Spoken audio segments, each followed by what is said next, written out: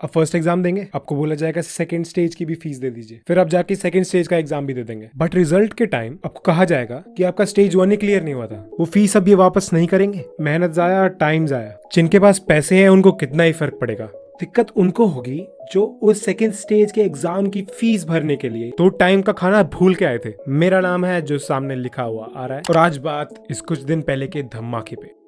3 साल हो गए, रिजल्ट नहीं आ रहा है। बच्चे परेशान है कब आएगा, टीचर सोच रहे हैं इसको फिर पढ़ाना पड़ेगा। यार जोक्स असाइड, रिजल्ट देते भी हैं तो ये नहीं बताएंगे कि आपके नंबर कितने थे। तो आप ये नहीं जान सकते कि आपने क्वेश्चंस गलत किए थे या नॉर्मलाइजेशन के चक्कर में आपके नंबर चले गए। नॉर्मलाइजेशन यानी आपको बोला जाएगा कि आपका सेट इजी था, इसलिए हम आपके 1/3 नंबर काट रहे हैं। तो आपके फुल भी आए थे तो कोई फर्क नहीं पड़ता। एंड ये सच में इतना एक्सट्रीम है, 1/3 तक। आज कोई सिलेक्टेड स्टूडेंट अपनी सीट छोड़ के जाता है तो वो वैकेंसी अगले साल भरी जाएगी। एटलीस्ट उसको भरने की बात अगले साल होगी। सीधे शब्दों में कोई वेटिंग लिस्ट नहीं है। और ऐसी बहुत दिक्कतें हैं, ऐसे ही परेशान नहीं है लोग। देश चलाने के लिए क्या सिर्फ चंद नेताओं से देश चल जाएगा?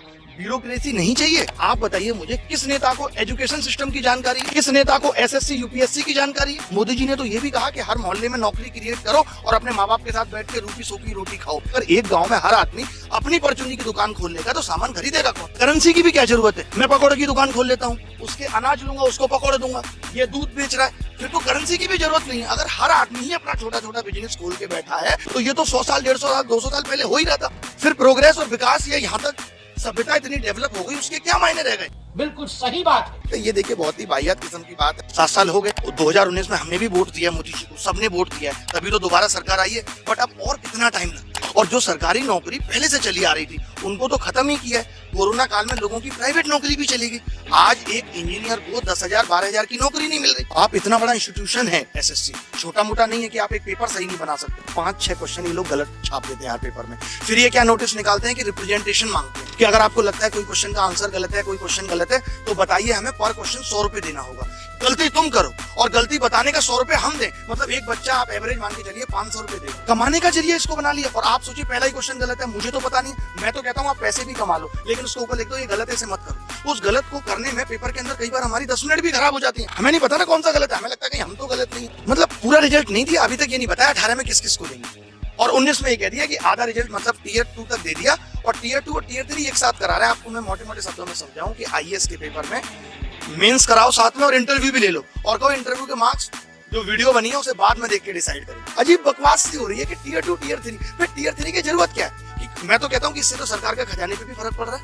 आपने इतने बच्चों का टीयर 3 करा लिया, कॉपी पेज कुछ तो खराब हुआ होगा, अब आप कह रहे हो कॉपी उन्हीं की चेक करेंगे जिनका टीयर 2 क्वालिफाई है। तो पहले क्वालिफाई करके ही देख लेते, क्या जरूरत है टीयर 3 कराने की? अजीब सी बकवास हो रही है। मतलब अगर ये बातें मोदी जी को भी पता चले तो हंसेंगे, ये क्या हो रहा है। अच्छा आप एक बात बताओ, अगर सब कुछ सही चल रहा है, ये जो मुझे लग रहा है आप जैसे बता रहे हैं, सारे मीडिया वाले ऐसे ही बता रहे हैं, सब कुछ बहुत अच्छा चल रहा है, मोदी जी भी कह रहे हैं सब कुछ बहुत अच्छा चल रहा है, अगर सब कुछ इतना अच्छा चल ही रहा है, तो क्या ये युवा और या क्या युवा के जो टीचर ये सब पागल हो गए? हम लोग कम पढ़े लिखे हैं, लाखों विद्यार्थी हमने पढ़ा दिए। मैं पिछले 3 साल से फ्री एजुकेशन चला रहा हूँ। इनको ये लग रहा है कि आपने हाथ में मोबाइल पकड़ा दिया, सबके पास इंटरनेट है, इनकी आईटी सेल बढ़िया तरीके से मोदी जी की वाई वीडियो भेज रही है। इनकी नजर में this is called digital India, इसके अलावा कुछ नहीं।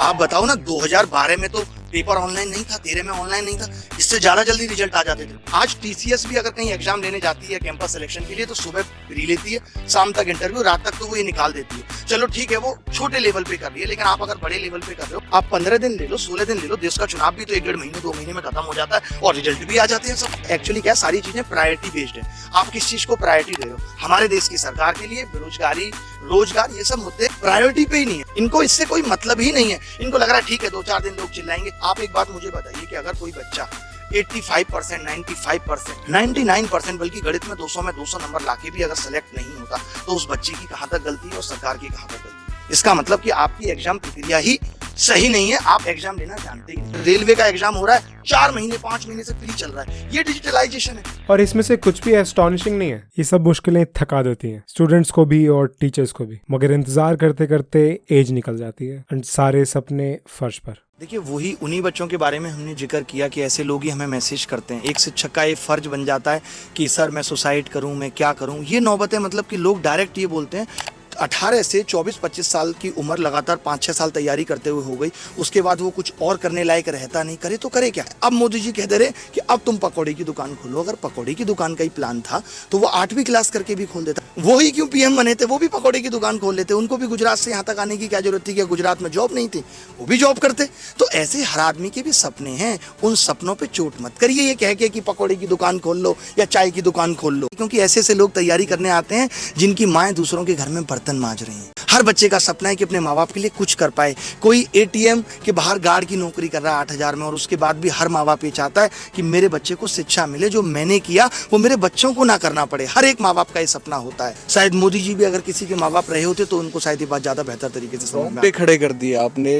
अब इस पर नाडा जी टाइमलाइन नहीं बनाएंगे। इन लोगों के लिए 3 महीने इंसाफ नहीं मांगा जाएगा, मगर याद तो रखना चाहिए कि ऐसे कितने सुशांत मर गए पर एग्जाम का रिजल्ट नहीं आया, हायरिंग नहीं हुई।